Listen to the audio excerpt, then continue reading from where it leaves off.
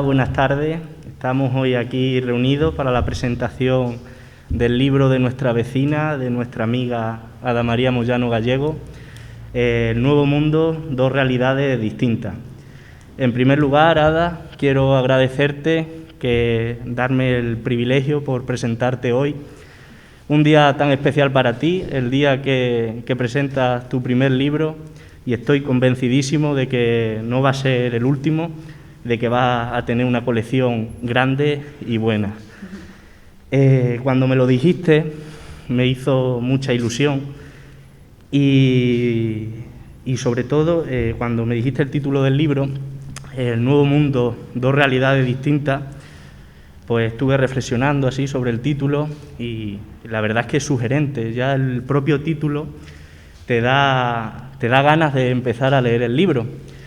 Pero decidí de no hablar del libro así hoy aquí en la presentación, porque creo que es mucho más enriquecedor de que la autora, de que ella misma pues nos dé el contexto, nos dé las claves, nos dé el porqué de que has escrito el libro. Y yo hoy la presentación, espero que sea corta, porque me voy a centrar en tu trayectoria, porque he sido un testigo directo, he tenido la suerte de ser testigo directo. Hemos compartido la vida, la parte de nuestra vida juntos, y bueno, tú me has soportado.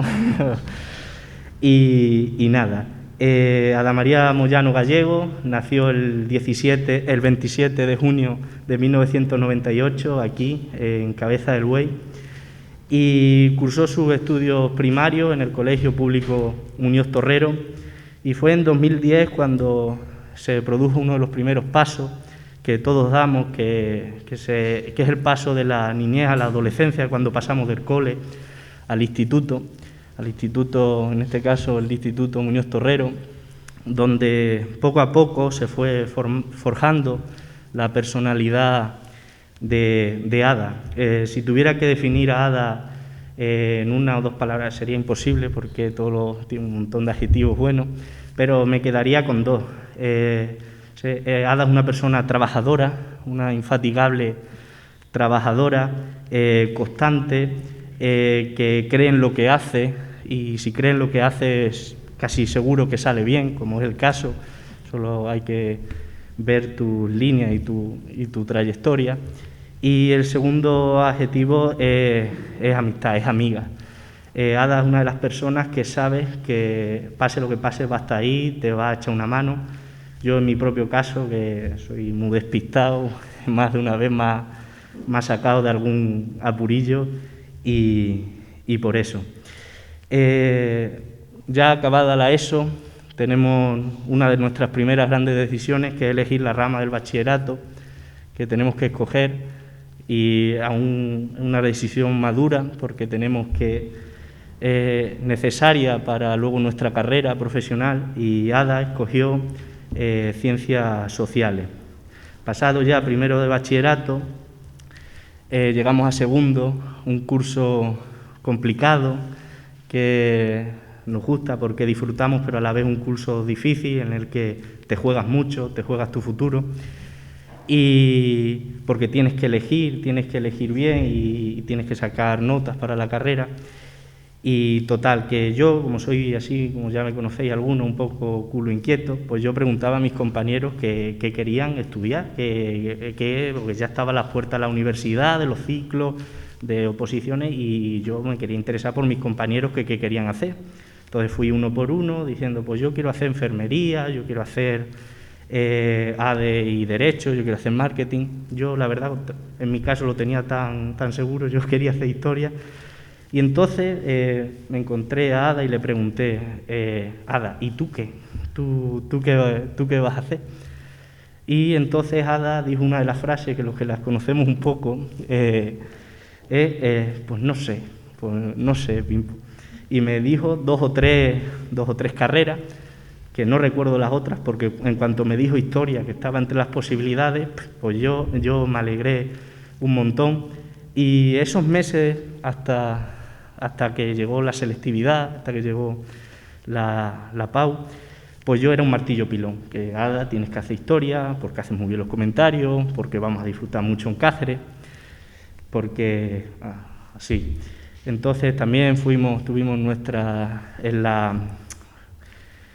en el instituto, en la orientación, nos dieron los horarios, ya más o menos iba tomando forma la decisión, y el día en el que lo tengo grabado fue el día de la cena de graduación, que por casualidad nos tocó juntos en la mesa, y me dijo, con ese tono que pone cuando está ilusionada, Pimpo, que vamos a ser compañeros, que voy a estudiar historia. Yo recuerdo que pegué un salto, no sé si tiré los vasos de la mesa de la alegría, porque veía que, claro, todos los que nos habíamos criado, habíamos venido de hacer colegio, pues era el momento en que nuestros caminos se separaban, pero yo tenía la seguridad de una compañera, una buena compañera, de que me acompañara en esta nueva etapa, porque claro, las elecciones que hemos tenido antes estábamos en el nido, y claro, esa comodidad, pero es que ahora salíamos del nido. Y la verdad, como compartíamos ese sentimiento de somos caseros, nos gusta mucho el pueblo, y nada, pues fuimos a la universidad, otro nuevo mundo. Por si fuera poco, me tenía que aguantar en clase, en el pupitre y encima en el piso, porque hemos compartido 4 años en los que hemos reído, hemos llorado, hemos disfrutado, pero al fin y al cabo estamos aquí, fruto del final de una carrera espectacular que has hecho, un montón de matrículas, y el libro, por lo que hoy estamos, es su trabajo final de grado, que fue calificado con matrícula de honor, que ya de por sí es un mérito, pero más mérito tiene aún que esa matrícula de honor se la diera uno de los departamentos más duros del propio Departamento de Historia, que es el área de Historia Moderna de la Universidad de Extremadura, y con uno de los tutores, uno de los profesores más exigentes, académicamente contrastado, como es Miguel Ángel Melón, y ya por sacar matrícula en ese contexto es un verdadero mérito. Así que ya para ir finalizando, Ada, primeramente estoy orgulloso de ti como historiador, porque libros como este hacen falta, libros que arrojen luz sobre un tema tan controvertido como la llegada, la conquista, como lo queramos llamar, de América, en el que el relato que predomina es el relato que hicieron los adversarios de la corona española, y por lo tanto lo que ha quedado, el pozo que hay en la sociedad, pues no es del todo bueno, que hay que decir que no hay ni una leyenda rosa ni una leyenda negra, la historia, como dirá Ada, es tal y como fue.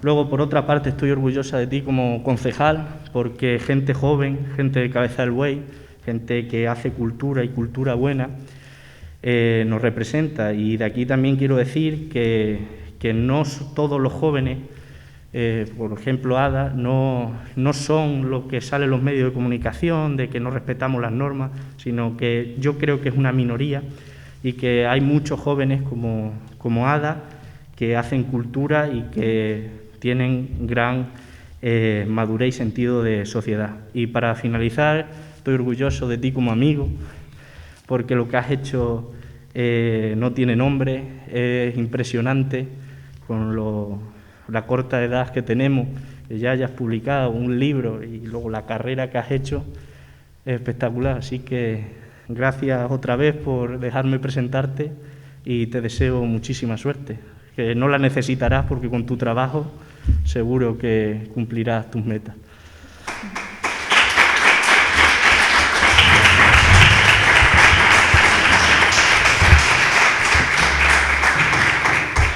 Bueno, muchas gracias, Pimpo, por tu palabra. Pero bueno, para empezar ya, porque si no nos vamos de tiempo, me gustaría empezar la presentación del libro con una frase que puede dar la idea de lo que transmite el libro, pero en general sirve para la historia en sí misma. Y es que la historia es verdaderamente lo que se escribió, pero ¿fue lo que sucedió? Es decir, esta es la pregunta del millón de los historiadores. A todas horas queremos conocer qué realidad histórica ocurrió, pero es una pregunta que también deberíamos hacernos todos como sociedad. Es decir, conocer el pasado es conocernos a nosotros mismos, es entender el presente, es entender lo que está ocurriendo a día de hoy en nuestro día a día. Igual que individualmente queremos siempre buscar quiénes fueron nuestros abuelos, quiénes fueron nuestros antepasados, como sociedad también debemos buscar de dónde venimos. Porque el pasado no pasa, nosotros somos fruto del pasado. La España democrática en la que vivimos actualmente es fruto de un pasado. Igual ocurre en América. La América que vive hoy, que es la que conocemos hoy, es fruto de un pasado, ¿no? Entonces, la historia es cierto que no se trata únicamente de en cierto contexto sí, ¿no? En cierto contexto académico sí, pero no se trata únicamente de aprendernos una serie de batallitas, de una serie de listas infinitas, interminables de reyes visigodos, sino que al final la historia va más allá. Es decir, la historia es entender por qué ocurre lo que está ocurriendo en nuestros días, porque todo tiene una trayectoria histórica y todo tiene un principio y un origen. Y es necesario saberlo para entender en qué situación, en qué punto estamos actualmente. En definitiva, la historia va de conservar un pasado, y eso mi compañero lo sabe muy bien, de encontrarnos unas ruinas, unas pinturas rupestres, un documento, y saber que eso hay que conservarlo porque es parte de nuestra herencia, es algo que nos puede decir por qué somos, por qué nos comportamos de tal forma, ¿no? Y para ir empezando ya, ¿por qué decidí escribir el libro, ¿no? Pues, como bien dice mi compañero, estábamos en una clase, historiografía, ¿no? La historiografía es una disciplina que se trata de estudiar la historia en sí, no tanto el contenido de la historia, sino cómo nos la cuentan, es decir, qué ideología tiene quien nos la cuenta, qué herramientas o instrumentos utiliza para ello. Y entonces estábamos estudiando la historiografía de India, es decir, de América, y la clase pareció como si fuera una clase de adivinanza, es decir, el profesor empezó a mostrarnos descripciones de autores españoles, de autores europeos, que jamás habían visto nada de lo que allí había y se embarcaron a describir un fruto, un árbol, un animal. ¿Cómo lo describían? Pues mediante comparaciones con lo que ellos ya conocían. De alguna manera así es como se aprende, ¿no? Y viendo eso, a mí lo que me interesaba, porque claro, siempre se estudia la parte de los europeos, de Europa, o cómo los europeos vieron América, pero ¿qué pasa con la parte del otro, con la visión del otro? Siempre, está un poco ahí en la sombra, ¿no? Por lo tanto, yo quería darle cabida a ese otro. Y claro, me encontraba con un problema, porque por un lado me encontraba con un grupo de nativos de los que apenas había información y por lo tanto era difícil su estudio, y por otro lado me encontraba con tantas versiones, tanto de los personajes, del acontecimiento, versiones tan distintas que también hacían difícil ese estudio, ¿no? Y por lo tanto a mí lo que me interesaba era el ser humano, es decir, los conquistadores, cómo pensaban, cómo amaban. Pero claro, la historia ya la conocemos, es decir, la conquista de México, de Perú, ya sabemos cómo fue. Lo que yo quería saber era cómo los historiadores, en este caso de India, las plasmaron sobre el papel y cómo ha llegado a nuestros días. Es decir, si verdaderamente sabemos la realidad histórica o lo que nos han dicho, ¿no? Y esto me llevaba a preguntarme si realmente podemos creernos todo lo que nos cuentan. Es decir, realmente, o hasta qué punto podemos creernos la realidad que nos cuentan, ¿no? Porque muchas veces, no es tan importante el contenido, es decir, lo que nos cuentan, sino cómo lo hacen, ¿no? Y en ese sentido me encontraba con una realidad histórica a la que había que ir quitando velos, es decir, un velo de subjetividad, otro velo de objetivos o intereses con los que escribía.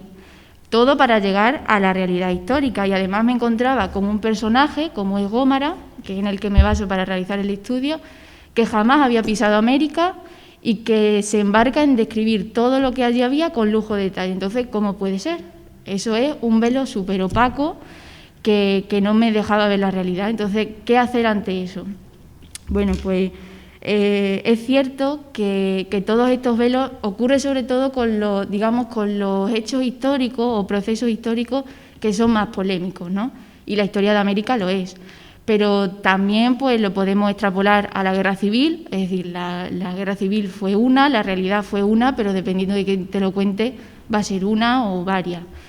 Y lo mismo ocurre con otros acontecimientos, ¿no? En lo que a mí me respecta a la historia de América, hay un velo muy, muy opaco que está calando a día de hoy. Ya esto ocurrió hace más de 500 años, pero a día de hoy sigue calando en la sociedad y nos hace ver una realidad de esa conquista que verdaderamente no es la que fue, ¿no? Estoy hablando de la leyenda negra. La leyenda negra tiene muchas definiciones, pero podríamos definirla como una serie de argumentos que, digamos, tienen un objetivo. Y el objetivo en este caso era descalificar a los españoles, descalificarlos como lo que entendemos como sociedad civilizada. Es decir, bueno, y podemos preguntarnos, ¿y por qué, con qué objetivo hacían esto, no? Todo hay que contextualizarlo, ¿no? Y ese contexto lo encontramos en un siglo XVI, sobre todo, también XVII, pero empieza en el XVI, en el que la monarquía hispánica, digamos, está enfrentada, o sea, tiene muchos enemigos. La monarquía hispánica tiene la hegemonía mundial y, claro, los enemigos, si por tierra están los tercios, por mar está la armada, ¿cómo nos enfrentamos a ella? Pues mediante una propaganda que de alguna manera la descalifique como sociedad civilizada. En eso se basa la leyenda negra, pero claro, la diferencia está en que leyenda negra hay en todos los países y en todos los acontecimientos históricos. Entonces, ¿por qué ha calado más en España o por qué lo hemos interiorizado más en España?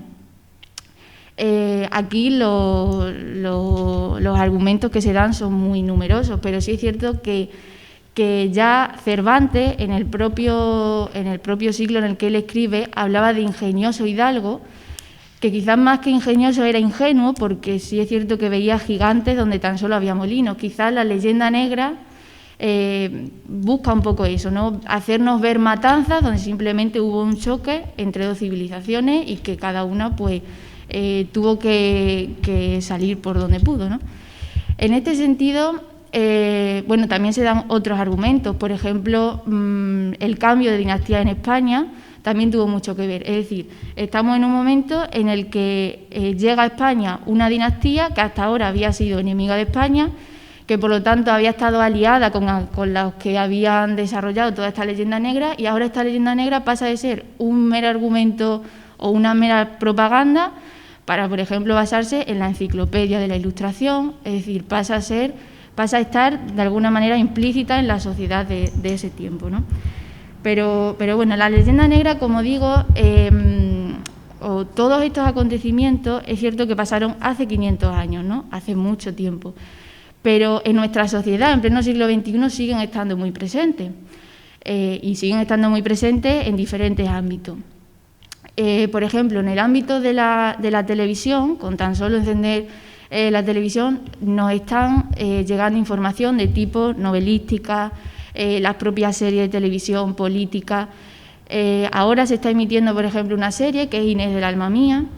Inés del alma mía es una serie, bueno, es una novela de Isabel Allende adaptada a una miniserie que, salvo los aspectos, digamos, novelísticos o televisivos, retrata muy bien ese momento en el que personas que viven en la pobreza más extrema, porque incluso de Francisco Pizarro se habla que era porquero, es decir, no eran nadie, pasan, tras cruzar un Atlántico, de entrevistarse de tú a tú con el emperador. Es decir, eso conlleva unos efectos psicológicos que incrementa la autoestima, ¿no? Incluso puede llegar a un aumento de poder que en muchos casos da lugar a abuso de poder, etcétera, ¿no?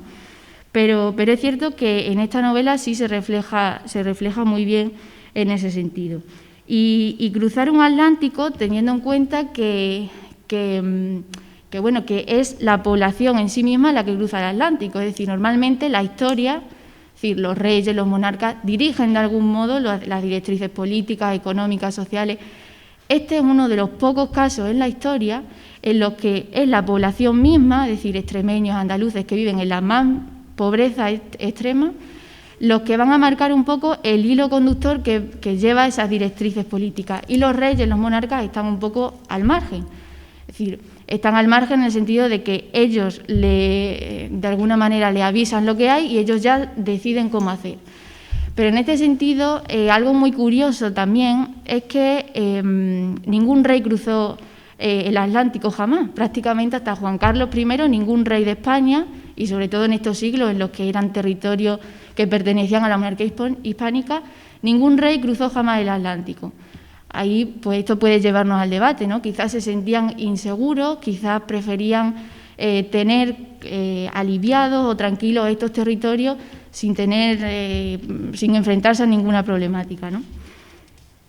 Por otro lado, como ya he dicho, este tema no solo se pone de manifiesto en la novela o en la televisión. Un aspecto muy importante es la política.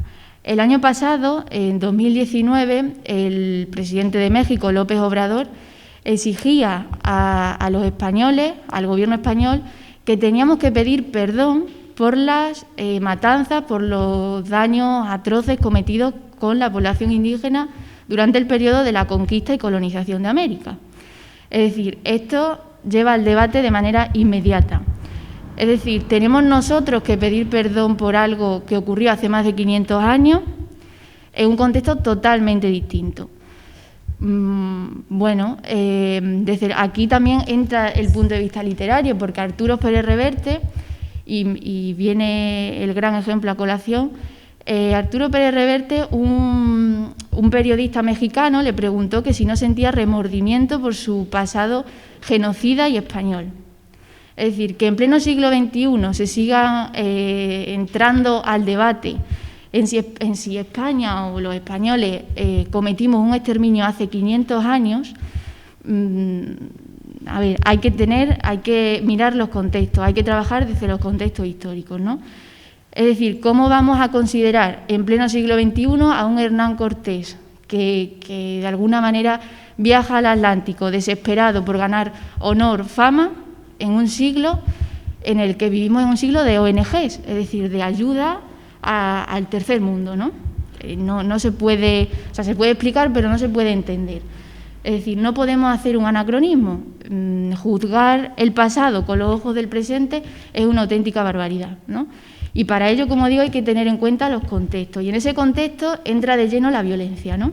Claro, la violencia en un concepto que tenemos hoy de ella. Quizás en este entonces entendían por violencia otra cosa, ¿no? La violencia hay que tener en cuenta que era algo común, era algo común tanto para españoles como para nativos. Y esto no nos puede sorprender, porque incluso desde el Imperio Romano, o desde los romanos, la violencia formaba parte del entretenimiento del día a día del pueblo romano. Incluso en la serie Inés del alma mía, cuando se celebran los Juegos de Carnaval, se está entreteniendo esa gente con unas luchas de espada que son reales, que no son a juego, ¿no? Entonces, la violencia hay que entenderla también en su contexto. No podemos entender con nuestros esquemas mentales un contexto del siglo XVI. Precisamente eso es lo que se trata en el libro, ¿no? Utilizar a Gómara, de alguna forma, para intentar, mediante lo que él escribe, adentrarnos en ese siglo, ¿no? Y esto se lleva a cabo también, o se puede llevar a cabo por las opiniones, por las reflexiones que él da, ¿no? Esas opiniones y reflexiones que hace en su propio contexto nos dan una idea y nos dejan meternos mucho más en su mente, ¿no? Por lo tanto, no podemos juzgar el pasado con los ojos del presente, independientemente si lo que estamos juzgando lo hagamos en conceptos de bueno o malo. Si lo hacemos en esos conceptos, igualmente lo estamos juzgando de forma errónea, ¿no? Lo que está claro es que no se puede hablar, como dice López Obrador, de que los españoles cometieron un exterminio contra los pueblos indígenas. Es decir, la palabra exterminio hay que tener mucho cuidado al utilizarla. La palabra exterminio, si nos vamos al diccionario, significa matanza sistemática, organizada, consciente, premeditada.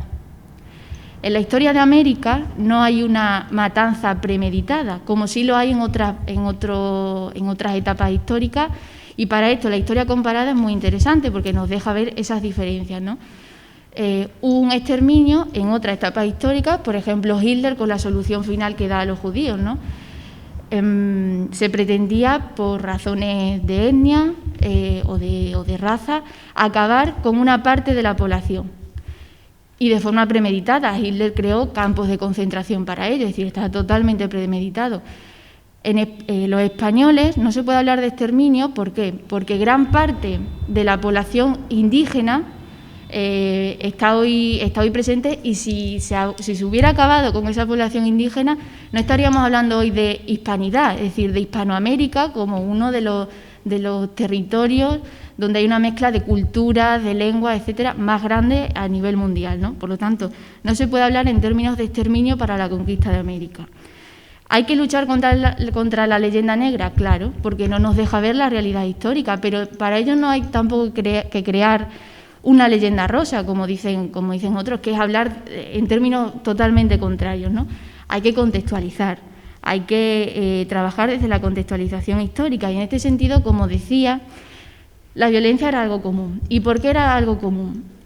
Para los españoles, por ejemplo, y a esto voy con que hay que tener en cuenta los contextos, nos encontramos en un contexto en el que se acaba de terminar la Reconquista en España, o no se puede hablar todavía de España, en la península ibérica, en 1492, y la Reconquista ha terminado, pero el espíritu, digamos, de guerra santa, una guerra santa que no solo conlleva una cruz, sino que en la otra mano conlleva una espada, es decir, la violencia está intrínseca ahí.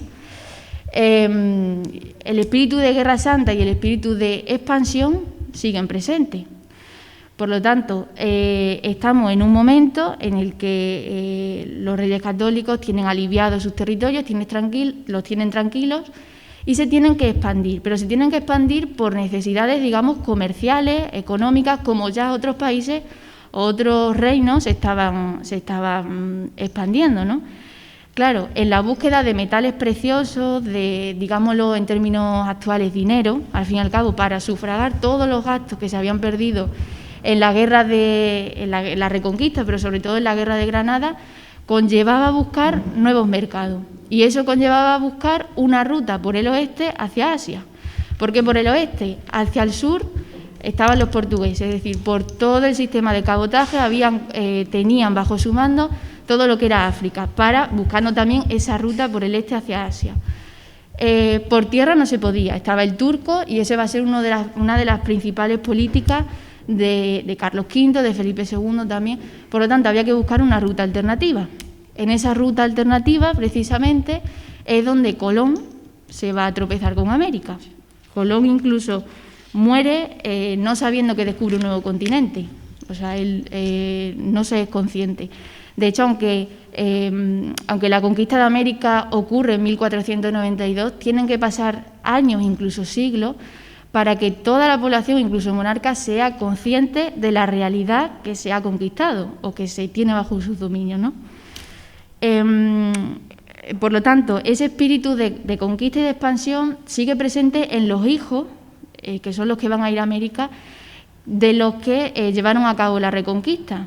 Y no olvidemos que la mentalidad de ese momento no era tener un reino y defenderlo, era expandirse, era ampliar territorio. En el caso de los nativos, también la violencia era algo común, es decir, no nos podemos creer ese mundo paradisíaco y armónico que se nos presenta cuando vemos películas o cuando vemos series, ¿no? La violencia era algo común, no solo como una reacción natural de defensa, porque también ocurría en los europeos, es decir, ante los desconocidos. Hoy en día todos nosotros, incluidos en el siglo XXI, utilizamos la violencia como forma de defensa, ¿no? Cuando no conocemos el territorio o en ese sentido, ¿no? En América, sobre todo en la zona de Mesoamérica, había hegemonías militares, por ejemplo la azteca, y también había una serie de pueblos que ejercían presión sobre otros. Es decir, la violencia estaba vigente en todo ese territorio. Había hegemonías, como ya digo, militares, a las cuales había llegado gracias al sometimiento, gracias a la conquista, al fin y al cabo, de unos pueblos y otros, ¿no? Y en ese sentido, los nativos no van a ver esa diferencia entre estar sometido o dominado por un pueblo que estar sometido por unos castellanos a los que además ellos veían como dioses, por todos esos augurios que el emperador Moctezuma pues, había tenido en ese momento, ¿no? Es decir, es una violencia que está intrínseca en dos sociedades y que finalmente choca. Y a partir de ese choque, la leyenda negra ha tomado fuerza, ¿no? Pero como ya digo, cuando llegan los europeos, los nativos, claro, las mentalidades son distintas, ¿no? Nos encontramos con unos nativos que estaban acostumbrados a estar dominados, a estar sometidos, y como os digo, el emperador de estos nativos era un hombre de su tiempo, es decir, era un hombre que había visto augurios, que creía mucho en la naturaleza, ¿no? En los cometas, en las lluvias, en todo eso. Entonces, una serie de acontecimientos que ocurren en ese tiempo dan lugar a esos presagios de que llegarían del otro mundo, o más bien de que regresaría del otro mundo aquel Dios que una vez se fue y digamos, los dejó allí, ¿no? Entonces, esos presagios, de alguna manera, cuando llegan los europeos, se cumplen. Incluso para muchos nativos, Hernán Cortés va a ser un liberador porque van a ver en él la figura que les vaya a ayudar a salir de ese sometimiento que tenían con otros pueblos, ¿no? Ahora bien, podemos preguntarnos, ¿la superioridad de los españoles, o sea, los españoles eran más superiores que los nativos? Bueno, las culturas eran totalmente distintas, es decir, no podemos hablar de superioridad ni inferioridad porque eran distintas. Desde el punto de vista de armas, obviamente había superioridad, ¿no? Es cierto que muchos historiadores hablan sobre, bueno, que cuando llegan allí los españoles se encuentran una sociedad que vive en la prehistoria. Pero claro, esto hay que llevarlo al debate. ¿Viven en la prehistoria?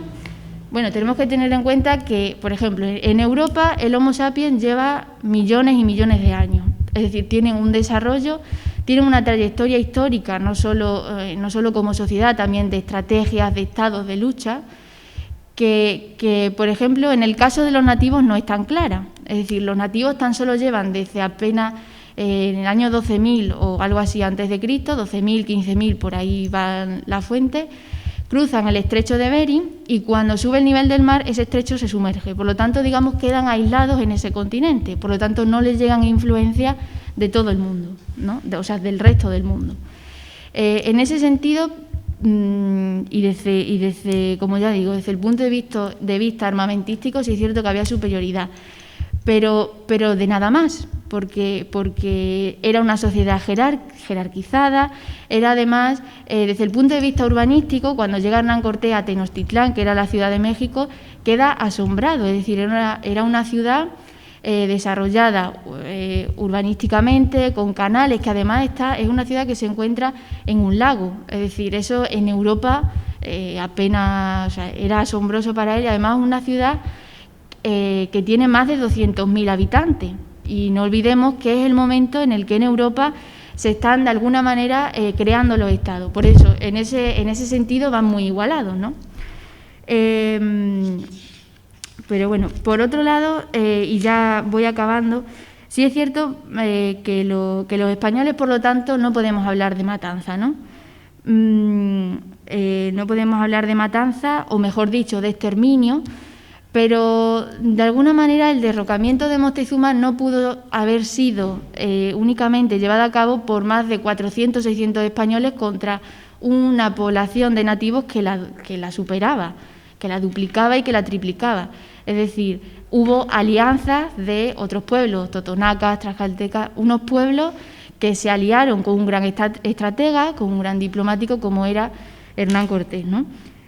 Por lo tanto, aquí hay que tener en cuenta qué hay de ficción y qué hay de realidad. Porque, claro, la leyenda negra con decir, bueno, es que los españoles llegaron allí y mataron ellos solos, 600, 400 personas, a un sinfín de nativos, ¿no? Entonces hay que tener en cuenta las proporciones de cada territorio, ¿no?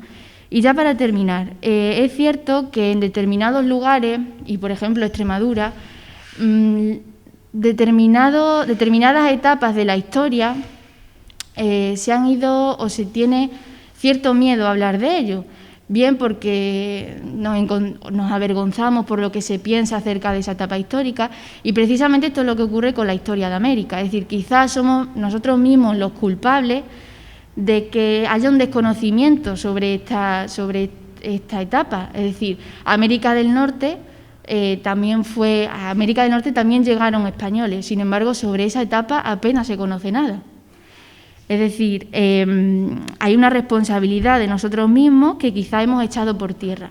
Y en el caso de los extremeños todavía más, porque incluso en nuestro estatuto de autonomía se pone de manifiesto la relación tan fuerte, no solo con Portugal por temas de cercanía, sino también con Iberoamérica. Es decir, las relaciones son muy fuertes. Entonces, hay que tenerlo en cuenta, ¿no?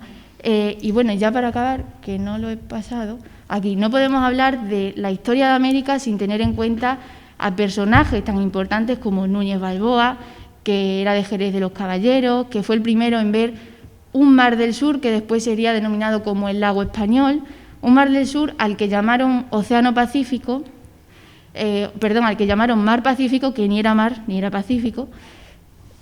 Francisco Pizarro, que le conocemos de sobra y que es una de los ejemplos, como he dicho antes, de ese cambio psicológico en ganar autoestima. Pasa de no ser nadie a ser gobernador de todo un reino, ¿no?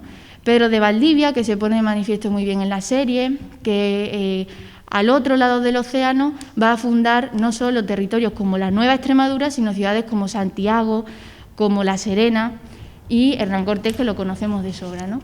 Y, bueno, otros como Francisco de Orellana. Pero ¿y qué pasa con las mujeres? Claro, la historia de la mujer siempre está un poco ahí relegada. Inés Suárez de Plasencia es muy curioso porque fue con Pedro de Valdivia en la misma hueste, y a Pedro de Valdivia se le conoce como conquistador de Chile. ¿Por qué a Inés Suárez de Plasencia no, si fue la primera mujer en pisar estas tierras, ¿no? Y Catalina Bustamante, que era de Llerena y fue la primera maestra en cruzar el Atlántico y ir a América, ¿no? Pero claro, no solo extremeños, también tenemos capubovenses que fueron a América y que llevaron al otro lado del océano el nombre de Cabeza del Buey. Tenemos a Diego Martín, que cruzó hacia Perú en 1605, tenemos Diego Hidalgo, José García Seco, Martín Hernández Calderón, Juan Calderón. Es cierto que la mayoría iban en calidad de criados ¿no? Pero de alguna manera cruzaron el Atlántico sin saber lo que se iban a encontrar al otro lado. Y bueno, y tenemos otro como Pedro Moreno, que formó parte de la armada de don Pedro de Alvarado, que participaron en la conquista de Cuba, y Pedro Fernández Calvo, que llevó a dos compañeros, curiosamente, de Ciruela y de Puebla de Alcocer. En definitiva, y ya para acabar, trato de reflejar en el libro, y sobre todo bajo la figura de Gómara, ese encuentro entre dos mundos. Es decir, ese encuentro que en un primer momento pudo ser impactante por todo lo que vieron, ¿no? Unos vieron a hombres en taparrabos, a otros vieron hombres subidos a un caballo como si fuera todo uno. Es decir, el impacto tuvo que ser grande, pero bueno, luego sí es cierto que la idea de ciclos también de los nativos tuvo su estrago, ¿no? Y de alguna manera cada uno estaba en su momento, ¿no? Y es cierto que el emperador, por ejemplo, Carlos V, estaba en un momento de expansión, estaba en un momento de hegemonía mundial, y Moctezuma estaba en un momento de que se veía venir algo, presagio, además un hombre de su tiempo que escuchaba mucho la naturaleza, ¿no? Y bueno, y ya para acabar, lo que quiero decir con todo esto es que hay que tener muy en cuenta lo que dicen las fuentes. Y esto no solo sirve para el pasado, sirve para un presente en el que estamos continuamente leyendo noticias falsas, titulares falsos. Es decir, hay que tener en cuenta quién nos lo dice, cómo se nos dice y por qué se nos dice, ¿no? Por lo tanto, hay que tener un pensamiento no solo crítico, sino también histórico, porque, como ya he dicho antes, si entendemos nuestro pasado, podemos entender nuestro presente, porque todo tiene un origen y un principio, ¿no? Y bueno, y por mi parte nada más. Muchas gracias.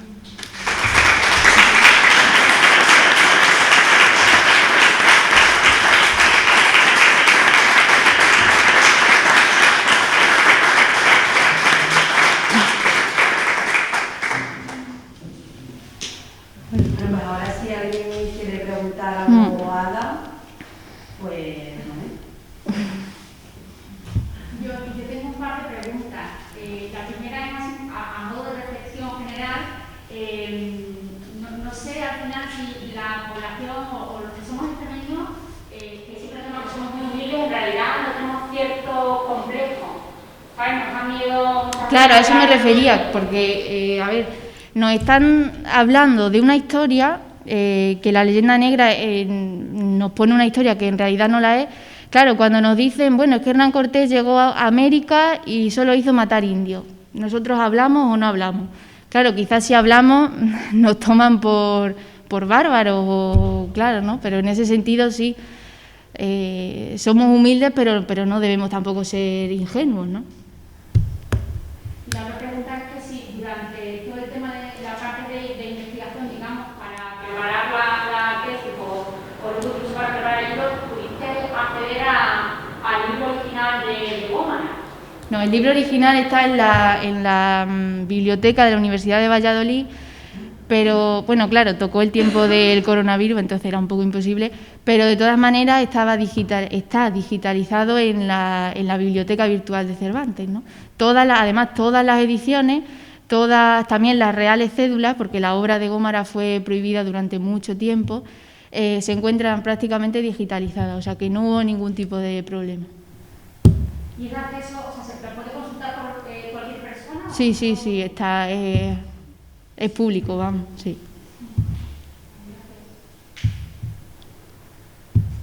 ¿Alguien más que quiera preguntar algo? ¿No?